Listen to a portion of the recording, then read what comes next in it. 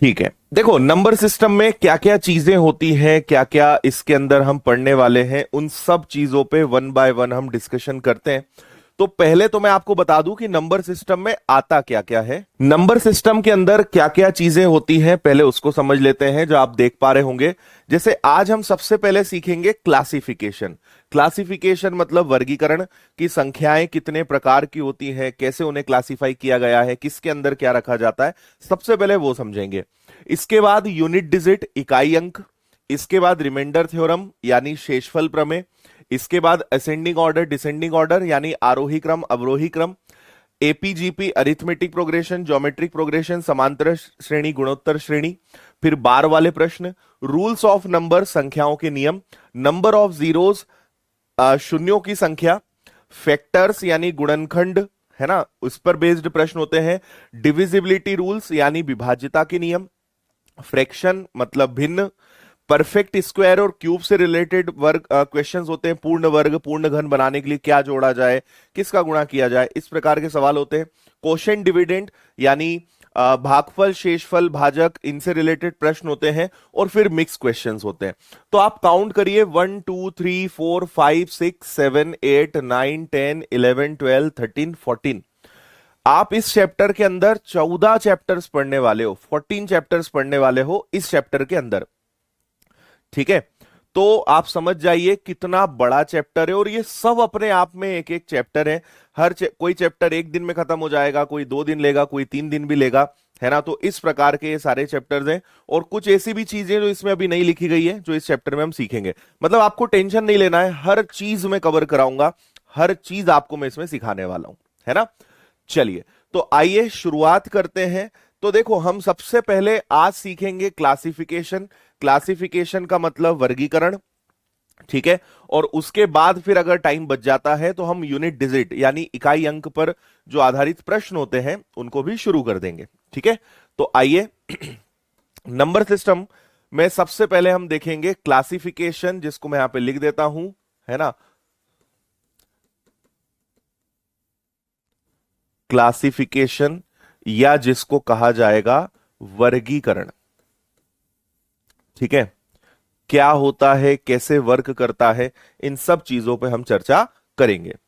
देखिए, सबसे पहले संख्याओं को 3 भागों में बांटा गया है। जितने भी नंबर्स हैं उनको 3 भागों में बांटा गया है। सबसे पहला होता है वास्तविक संख्याएं, जिसको हम बोलते हैं रियल नंबर्स।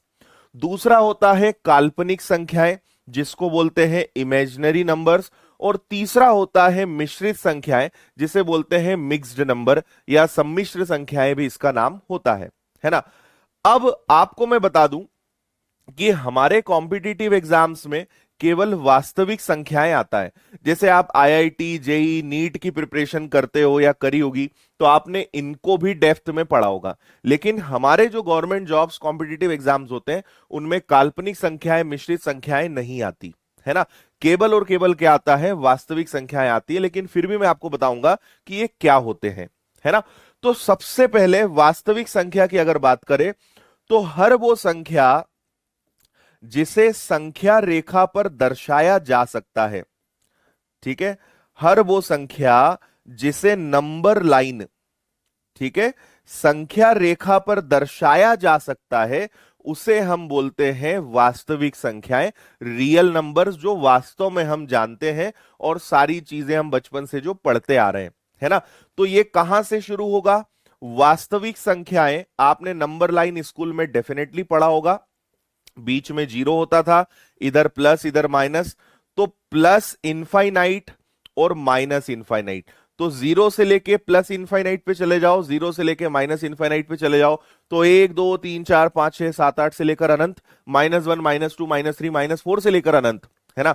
तो हर वो नंबर जिसे संख्या रेखा पर दर्शाया जा सकता है, जिसे नंबर लाइन पर लिखा जा सकता है, उसे हम बोलते हैं वास्तविक संख्याएं, रियल नंबर्स, जो हम पढ़ने वाले हैं। इतनी बात आप समझ गए होंगे, है ना।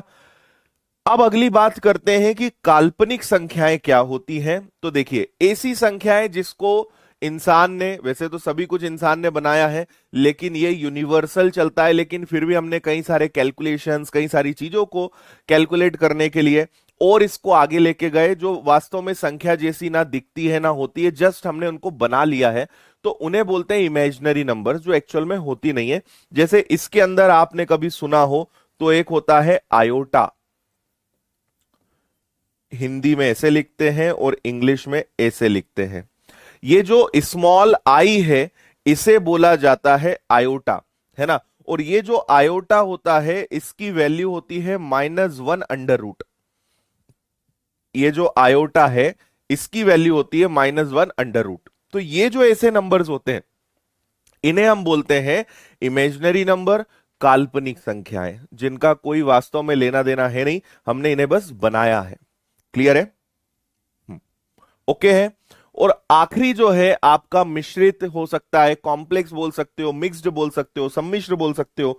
इसमें यह हो जाएगा कि वास्तविक संख्याएं और काल्पनिक संख्याएं जब मिल जाएं, जैसे मैंने कहा कि 5 प्लस आयोटा, अब इसके अंदर वास्तविक संख्या रियल नंबर 5 है और काल्पनिक नंबर आई है, तो ऐसी जब संख्याएं मिल जाए, है ना, जब ये दोनों मिल जाए तो फिर ये बन जाते हैं कॉम्प्लेक्स, मिश्रित, मिक्स्ड, आप कुछ भी बोल सकते हो।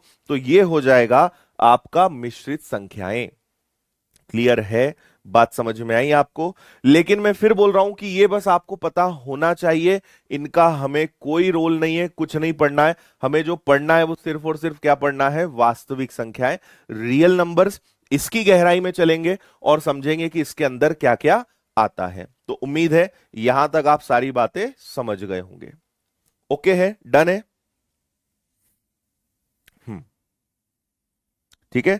हाँ बिल्कुल, और भी चीजें हम लिख सकते हैं, जैसे हम लिख सकते हैं 3 इंटू आयोटा, ऐसा भी लिख सकते हैं 5 + 3 इंटू आयोटा, है ना। तो ये सब मिश्रित होगा। चलो अब आगे बढ़ते हैं। अगला है वास्तविक संख्याएं। अब वास्तविक संख्याएं कैसे डिवाइड है, फिर उनके अंदर क्या क्या है। आपने स्कूल में जितना भी पढ़ा है ना, भाज्य संख्या, अभाज्य संख्या, प्राकृत संख्या, पूर्ण संख्या, है ना, परिमेय संख्या, अपरिमेय संख्या, सब आएगा। और आपको अब एक्चुअल में समझ में आएगा कि अच्छा ये क्लासिफिकेशन होता कैसे। मैं आपको डायरेक्ट भी पढ़ा सकता हूं कि देखो भाज्य संख्या इसको बोलते हैं, अभाज्य इसको, परिमेय इसको, अपरिमेय इसको, लेकिन मैं आपको पूरा ट्री बना के बता रहा हूं कि किसके अंदर क्या होता है और क्यों उसको हम ऐसा बोलते हैं, उसका भी जवाब मैं दूंगा। तो आपको लगेगा कि हाँ यार अब समझ में आया कि इनका कारण क्या है, इसको ऐसा क्यों बोलते हैं। ठीक है जी, चलिए आइए देखिए। अब हम आ गए हैं वास्तविक संख्याओं के अंदर। आपके दिमाग में फ्रेमिंग बनते जानी चाहिए कि हम सिर्फ और सिर्फ किस पे काम कर रहे हैं? वास्तविक संख्याओं पे काम कर रहे हैं। तो अब हम वास्तविक संख्याओं के अंदर आ गए। आप समझ लो कि मैंने इस पे क्लिक कर दिया, तो जैसे ही मैंने वास्तविक संख्याओं पे क्लिक किया इसका चार्ट ओपन हो गया और अब हम वास्तविक संख्याओं को समझ रहे हैं कि इसके अंदर क्या क्या आएगा, है ना। तो वास्तविक संख्याएं अगेन दो भागों में डिवाइड होती है। एक को बोलते हैं पूर्णांक यानी इंटीजर्स और एक को बोलते हैं दशमलव यानी डेसिमल, है ना। दो भागों में बटा होता है। अब ये जो दशमलव है इसको हम बाद में समझेंगे, पहले इंटीजर्स की गहराई में चलेंगे, पूर्णांक की गहराई में चलेंगे कि इसमें क्या क्या होता है। तो आपके जितने भी पूर्णांक होते हैं ये अगेन तीन भागों में बटे हुए होते हैं। ठीक है, तीन हिस्सों में ये बटे हुए होते हैं। कौन कौन से होते हैं? एक होता है शून्य। शून्य के इस तरफ यानी आप अगर इधर जाओगे, है ना, आपके राइट में और मेरे लेफ्ट में, तो इस तरफ सारे धनात्मक पूर्णांक होंगे, है ना, पॉजिटिव इंटीजर्स होंगे, और इस तरफ सारे नेगेटिव इंटीजर्स यानी ऋणात्मक पूर्णांक होंगे, और ये अनंत तक होंगे, जो अभी मैंने आपको बना के बताया था। देखो ये हो गई आपकी एक नंबर लाइन, ये हो गया बीच में 0, इधर जाओगे तो +1, फिर जाओगे तो +2, और ऐसे करते करते आप कहां तक जाओगे इसका अंत नहीं है, +∞, अनंत तक, है ना। ऐसे ही अगर आप इधर आ जाओगे तो इधर हो जाएगा आपका -1, फिर हो जाएगा -2, फिर हो जाएगा -3, और इधर अगर आप गए तो ये हो जाएगा आपका क्या? ये हो जाएगा माइनस का इनफाइनाइट। तो दोनों का ही कोई अंत नहीं है, ये बात आपको समझनी है। तो एक हो गया बीचों बीच 0, 0 के इस तरफ सारे हो गए धनात्मक पूर्णांक पॉजिटिव इंटीजर्स, और इस तरफ हो गए सारे ऋणात्मक पूर्णांक यानी नेगेटिव इंटीजर्स। अब इनसे बहुत सारी संख्याएं निकल के आती हैं जो मैं आपको अभी बता रहा हूं। क्लियर बात यहां तक सभी को, है ना। अब हम ये तो समझ गए कि भैया शून्य क्या है, पॉजिटिव क्या है, नेगेटिव क्या है।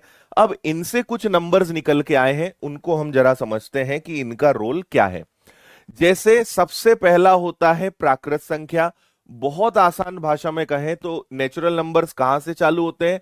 ये शुरू होते हैं +1 से, फिर +2 से, फिर +3, फिर +4, और ऐसे करते करते आप प्लस इनफाइनाइट तक जाओगे तो इन्हें बोलेंगे प्राकृत संख्या या पॉजिटिव इंटीजर्स।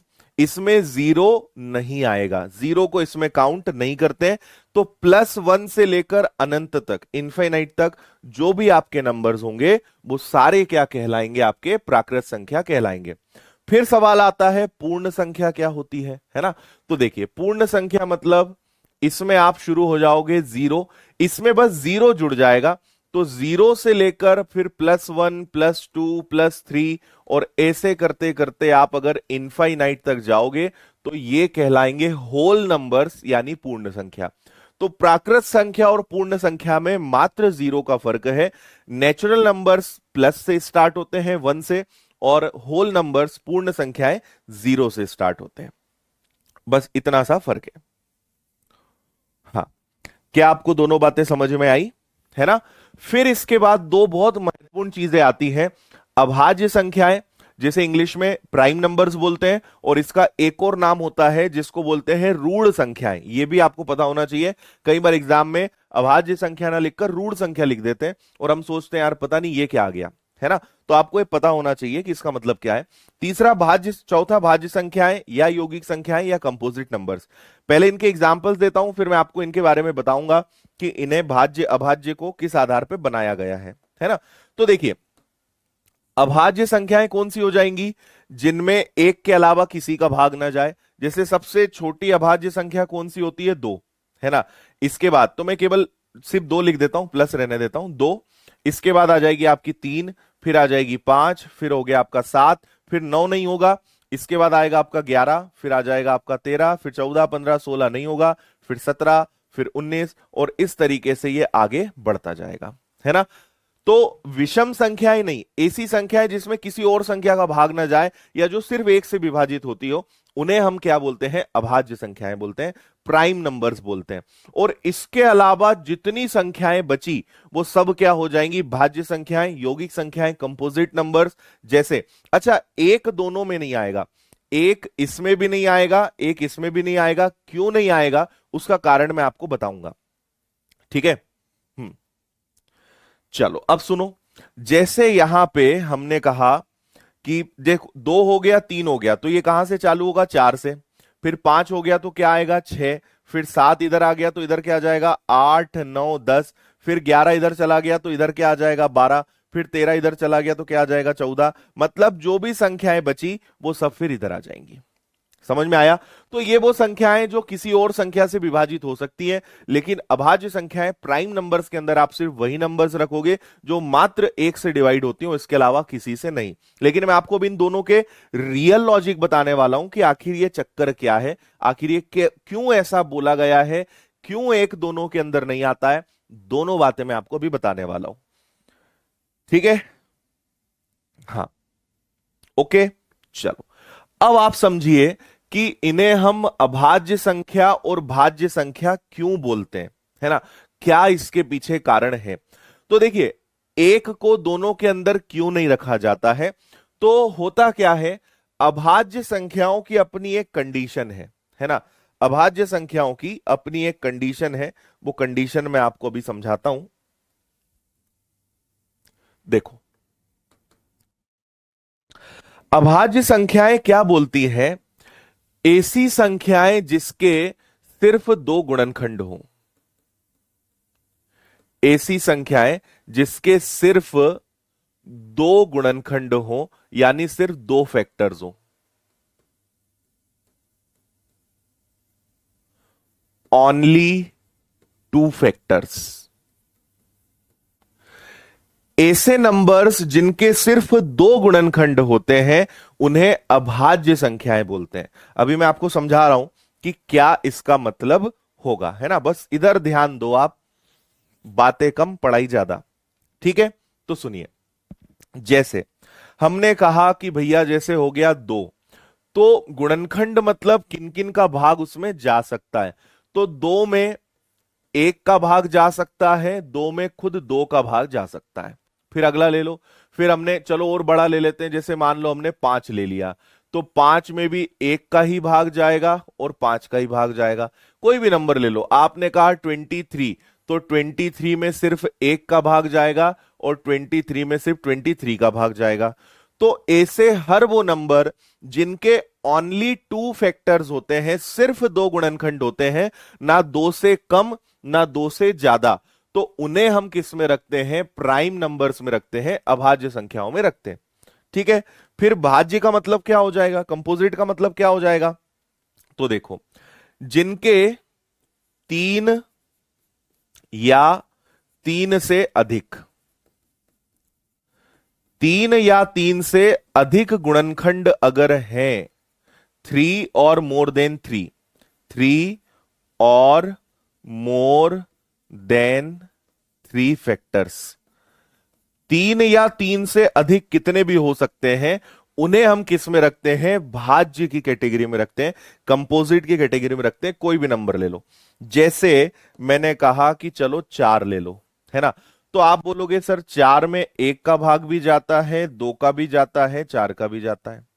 ठीक है, फिर हमने कहा चलो आप 12 ले लो, तो 12 में आप बोलोगे सर 1 का भी जाता है, 2 का भी जाता है, 3 का भी जाता है, 4 का भी जाता है, 6 का भी जाता है, खुद 12 का भी जाता है ना। और भी आप कोई भी नंबर ले लो, तो कोई भी नंबर अगर आप लेंगे, उसके कम से कम 3 फैक्टर्स निकलेंगे, 3 गुणनखंड जरूर निकलेंगे, कम से कम, और 3 से ज्यादा कितने भी हो सकते हैं। ठीक है, तो अब आपका जो डाउट है वो मैं क्लियर करता हूं कि एक, अब जैसे हमने कहा कि चलो 1 को भाज्य क्यों नहीं बोलते, है ना, सॉरी 1 को अभाज्य क्यों नहीं बोलते, 1 को प्राइम क्यों नहीं बोलते? भाई प्राइम वालों ने बोला कि आप हमारी फैमिली को ज्वाइन कर सकते हो, लेकिन आपके कम से कम 2 फैक्टर्स होना चाहिए। तो एक जब इनकी फैमिली में ज्वाइन होने गया, तो एक ने कहा, एक से पूछा तुम्हारे कितने फैक्टर, उसने कहा मेरा तो 1 ही है। तो इन्होंने कहा सॉरी, हम आपको अपनी फैमिली में नहीं ले सकते। क्यों? क्योंकि हमारे पास अगर जुड़ना है तो 2 फैक्टर्स ही चाहिए। तो 1 को यहां से रिजेक्ट कर दिया, है ना। फिर एक गया इनके पास कि तुम मुझे अपनी फैमिली में ले लो, तो ये तो और ज्यादा वाले निकले। इन्होंने कहा कि भैया हमारी फैमिली में अगर जुड़ना है तो आपके कम से कम 3 फैक्टर होने चाहिए, और ज्यादा कितने भी हो चलेगा। तो एक बोला मेरे पास तो 1 ही है, तो इन्होंने कहा सॉरी हम आपको नहीं ले सकते। इसलिए 1 दोनों में नहीं आता, 1 ना भाज्य है ना अभाज्य है, ना प्राइम है ना कंपोजिट है। बहुत सिंपल सा लॉजिक है इसके पीछे। आ रही है क्या बात समझ में? क्लियर? तो ये सारा खेल है आपके प्राइम को इनका कंपोजिट का, भाज्य और अभाज्य का। क्लियर है बात? इसके अलावा आप एक छोटी सी चीज याद रखना, कहां पर लिखूं मैं, यहां लिख देता हूं, है ना। ये चीज आप और एक याद रख लेना कि 1 से लेकर 50 तक कितनी अभाज्य संख्याएं होती हैं? तो 15। ये ऐसे क्वेश्चंस कई बार आते हैं और इनको निकालने का कोई फॉर्मूला नहीं है, आपको इनको याद ही रखना पड़ेगा, है ना। 1 से लेकर 50 तक कितने प्राइम नंबर्स होते हैं? 15। 51 से लेकर 100 तक कितने प्राइम नंबर्स होते हैं? तो 10। और 101 से लेकर 200 तक कितने प्राइम नंबर्स होते हैं? तो वो होते हैं 21, है ना। ये अभाज्य संख्याओं के बारे में कई बार क्वेश्चंस बनते हैं जो आपको याद होना चाहिए।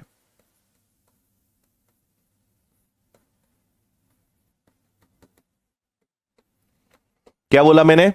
1 से 50 तक कितने प्राइम नंबर्स होते हैं? 15। 51 से 100 तक कितने प्राइम नंबर्स होते हैं? 10। और 101 से 200 तक कितने होते हैं? 21। और अगर सबको प्लस कर दो, है ना, आपसे पूछा जाए कि 1 से 200 तक कितने प्राइम नंबर्स होते हैं, सबको प्लस कर दो तो आपका आ जाएगा 46। 1 से 100 तक कितने होते हैं? तो आ जाएगा आपका कितना? 25। ठीक है, तो ये एक याद रखने वाली चीज है, इनको समझना, याद रखना। ठीक बात। चलो, अब अगला आपको एक और भयंकर चीज सिखाते हैं जिसका नाम है को प्राइम नंबर, है ना। इसका नाम कुछ है और मतलब कुछ और निकलता है ना। इसमें आप इसको सुनकर पढ़कर कंफ्यूज मत होना, ये अलग ही खेल चल रहा है यहां पर, है ना।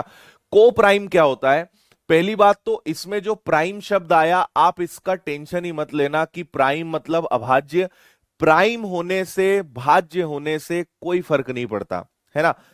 सिंपल सी बात है, ऐसे नंबर्स जिनका HCF1 हो, या कहा जाए कि जिनमें ऑलवेज, हमेशा कॉमन क्या आए, HCF आपने पढ़ा है, जिनमें हमेशा कॉमन क्या आए, एक आए, ऐसे नंबर्स आप को प्राइम सह अभाज्य, उनके शब्दों पे मत जाओ कि सह अभाज्य लिखा है, अभाज्य लिखा है तो अभाज्य संख्याएं होंगी, ऐसा कुछ नहीं है ना। पता नहीं क्यों नाम रखा है इसका सह अभाज्य, और यहां प्राइम से आप कंफ्यूज होते हो, लेकिन इसका कोई लेना देना नहीं है। जो मैं बोल रहा हूं वो सुनो, ऐसे नंबर्स जिनका HCF1 हो, जिनका हाईएस्ट कॉमन फैक्टर, महत्तम समावर्तक 1 हो, या जिनमें एक कॉमन निकले, जैसे मैं कुछ एग्जाम्पल्स आपको बता रहा हूं, सुनिएगा, है ना। मैंने कहा कि भैया 2 और 3, क्या ये दोनों को प्राइम है? क्या इसमें हमेशा पेयर्स चलेंगे, जोड़े चलेंगे, क्या ये को प्राइम है? हां, क्योंकि दोनों में एक का भाग जाएगा, दोनों में एक ही कॉमन निकलेगा और कुछ कॉमन नहीं निकल सकता। लेकिन मैंने कहा कि 24 और 30, क्या ये दोनों को प्राइम है? नहीं। क्यों? क्योंकि इनके अंदर एक कॉमन निकल जाएगा, इनके अंदर दो भी कॉमन निकल जाएगा, तो ये दोनों को प्राइम नहीं होंगे। आ रही बात समझ में? लेकिन मैंने कहा कि 12 और 23, क्या ये दोनों को प्राइम होंगे? हां, क्योंकि इनके अंदर कुछ भी कॉमन नहीं निकल रहा है ना। लेकिन मैंने कहा कि 12 और 18, क्या ये को प्राइम होंगे? नहीं, क्योंकि इनके अंदर एक का भाग भी जाता है, दो का भी जाता है, 3 का भी जाता है, 6 का भी जाता है, ये को प्राइम नहीं होंगे। तो कुछ भी कॉमन नहीं होना चाहिए, केवल एक कॉमन होना चाहिए, या सिर्फ एक का भाग जाना चाहिए, ये मुद्दे की बात है। क्या आपको ये बात समझ में आई या नहीं आई? ठीक है, उनमें कितना भी अंतर हो सकता है, वो एकदम क्लोज नंबर्स हो सकते हैं, दोनों विषम हो सकते हैं, दोनों सम हो सकते हैं, है ना। आपको मेन क्या देखना है, अभाज्य सह अभाज्य का कोई काम नहीं है। मतलब ऐसे नहीं सोचना कि अभाज्य संख्याएं होंगी, सारी कुछ भी आ सकता है, अभाज्य का यहां कोई लेना देना ही नहीं है, कोई भी नंबर ले सकते हैं, बस उनमें 1 कॉमन होना चाहिए, एक के अलावा और कुछ भी कॉमन नहीं होना चाहिए। बताइए, बात आपको समझ में आई क्या? ठीक है, डन है। 4 और 5 ले लो आप भले, ठीक है। 4 और 5 को प्राइम होंगे क्या? बिल्कुल होंगे, क्योंकि इनमें कुछ भी कॉमन नहीं है, एक ही आएगा। ओके जी। हाँ, 24 30 में 1 2 3 कॉमन होगा, बिल्कुल ठीक। आया समझ में? बड़ी सिंपल बात है। हम्म बिल्कुल, एक के अलावा किसी भी दूसरी संख्या का भाग नहीं जाना चाहिए, है ना। 1 के अलावा और कुछ कॉमन नहीं निकलना चाहिए, बस ये बात मेन है। आपको याद होगा, अभी हम डेसिमल की गहराई में नहीं गए थे, थोड़ा सा आपको वापस पीछे लेकर चलते हैं। याद करो हमने कहां से शुरू किया था। सबसे पहले हमने शुरू किया था कि नंबर्स कितने होते हैं, तो पहले हमने वास्तविक संख्याओं पे क्लिक करा, जैसे ही वास्तविक संख्याओं पे हाथ रखा उसका चार्ट खुल गया। और अभी हमने सिर्फ और सिर्फ किसकी स्टडी करी? अभी हमने समझा कि भैया पूर्णांक के अंदर क्या क्या होता है। तो हर वो नंबर जिसको नंबर लाइन पे आप लिख सकते हो, है ना, पॉजिटिव हो नेगेटिव हो वो सारे हो जाएंगे। तो ऋणात्मक, शून्य और धनात्मक। फिर इनमें हमने समझा प्राकृत, पूर्ण संख्या, अभाज्य और भाज्य, है ना, प्राइम, कंपोजिट, नेचुरल और होल। फिर सह अभाज्य, को प्राइम हमने सीखा। अब हम किसके अंदर जा रहे हैं? पूर्णांक पूरा समझ लिया, अब हम जा रहे हैं दशमलव यानी डेसिमल के अंदर। तो अब भिन्न और दशमलव वाली संख्याएं सब इसके अंदर आएंगी। सो चलिए चलते हैं दशमलव के अंदर। एक बार इस चार्ट को देखिए, इसके फिर दो क्लासिफिकेशन है, शांत दशमलव, अशांत दशमलव, terminating decimal, non terminating decimal, ये दोनों चीजें यहां पर हैं, है ना। अब देखो, पहले समझते हैं कि शांत दशमलव और अशांत दशमलव क्या होते हैं, है ना। फिर इसके क्लासिफिकेशन, और यहां पे दो चीजें निकल के आएंगी आपकी, परिमेय संख्या और अपरिमेय संख्या, है ना, उन दोनों को हम समझेंगे। शांत दशमलव वो होते हैं, जैसे हम अगर इसके एग्जाम्पल्स देखें, ऐसे दशमलव जिनका अंत हो, ठीक है, जिनका एक समय पे जाके अंत हो जाए। जैसे आपको मैं एक उदाहरण बताता हूं, मैंने कहा कि 1 में 2 का भाग दो, तो आप बोलोगे सर कुछ नहीं है 0.5। लेकिन मैं कहूंगा 1 में 3 का भाग दो, तो इसका आंसर पता है क्या आएगा? 3 3 3 3 और ये अनंत। आपका अंत संभव है और निश्चित है, लेकिन हमारा सबका अंत होना ही है, लेकिन इसका अंत कभी नहीं होगा।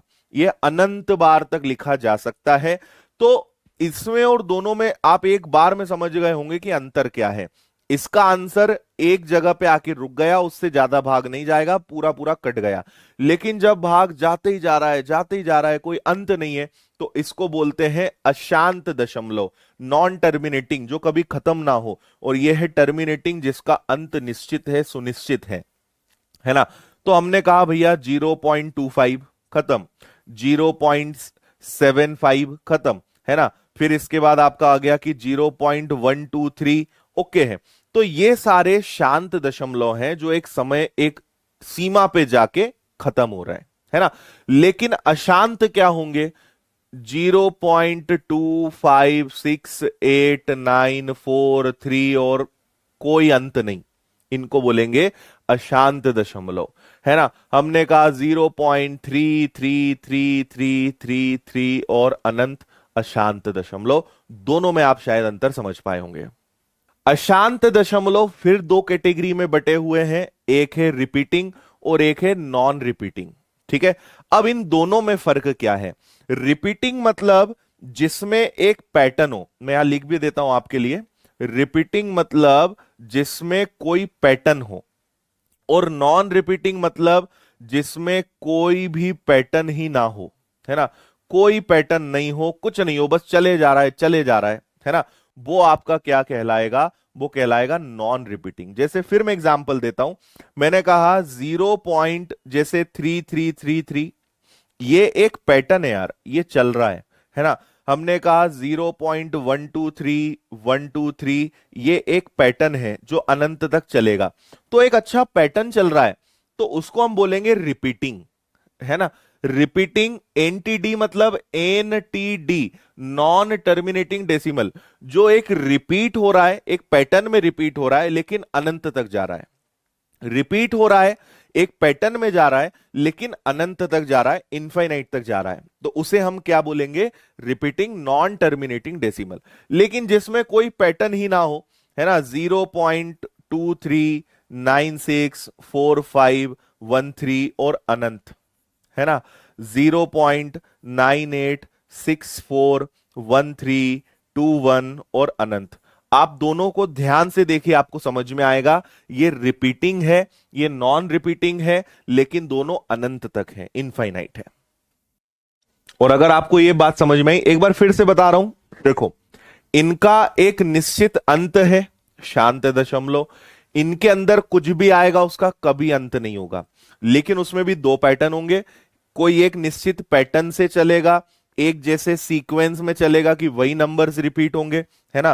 भाई कभी कभी ऐसा नहीं होता है कि 656565 बस यही आते जाएगा, तो ये आपका रिपीटिंग पैटर्न है। और जिनमें कुछ भी हाथ पैर ना हो, कोई सिर पैर की बात ही नहीं है, चले जा रहा है, वो क्या हो गया? नॉन रिपीटिंग हो गया, नॉन टर्मिनेटिंग डेसिमल। चलो भैया, अब दो चीजें निकल के आती हैं, परिमेय संख्याएं और अपरिमेय संख्याएं, रैशनल नंबर और इरेशनल नंबर। अब ये क्या होते हैं, इन पर जरा हम चर्चा कर लेते हैं, है ना। तो देखो, ऐसे नंबर्स जिन्हें आप P अपॉन Q के फॉर्म में लिख सकते हो, जिन्हें आप अंश बटे हर के फॉर्म में लिख सकते हो, उन्हें हम बोलते हैं रैशनल नंबर्स। ठीक है, और ऐसे नंबर्स जिन्हें आप P अपॉन Q के फॉर्म में नहीं लिख सकते, है ना, उन्हें हम क्या कहेंगे? इरेशनल नंबर्स कहेंगे। आपको एग्जाम्पल से बताता हूं, जैसे हमने कहा 2/3, 15/17, है ना। फिर हमने कहा 9/10।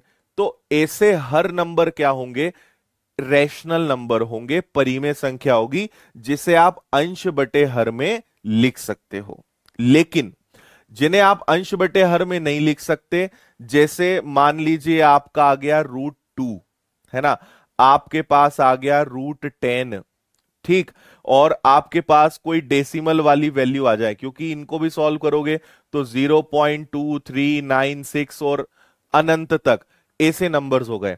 और इसके अलावा सबसे खास आपके पास एक और नंबर होता है जिसको बोलते हैं पाई। ठीक है, पाई एक मैथमेटिकल सिंबल है, एक गणितीय चिन्ह है जो आप जानते हो। तो ये भी किसके अंदर आता है? इरेशनल के अंदर आता है, अपरिमेय के अंदर आता है। अब यहां पे आप कंफ्यूज कहां होते हो उसका भी मैं बताता हूं। और मैं आपको जब मेंसुरेशन पढ़ाऊंगा और जब हम उस समय सर्कल या वृत्त या ज्योमेट्री जब पढ़ेंगे, उस समय पाई की बात निकलेगी। मैं आपको यह बताऊंगा कि पाई क्या है, कैसे बना, पाई को पाई क्यों बोलते हैं, और पाई का मतलब 22/7 क्यों होता है, और 2 पाई r में पाई का मतलब क्या है। ये सब चीजें आपको बताऊंगा, एक एक चीज आपको बताऊंगा मैं, है ना। लेकिन अभी इतना समझो कि पाई का आप सोचोगे सर गलत है, तो आपको पाई जो है, पाई का मतलब तो 22/7 होता है। और जो चीज अंश बटे हर में हो, न्यूमरेटर डिनोमिनेटर में हो, पी बटे क्यू के फॉर्म में हो, वो तो परिमेय में जाना चाहिए, है ना। तो आप तो सर गलत बता रहे हो, पाई तो आपका यहां जाना चाहिए। नहीं, देखो, पाई का वास्तव में जो मीनिंग है या वास्तव में जो वैल्यू है वो 3.14 समथिंग समथिंग है।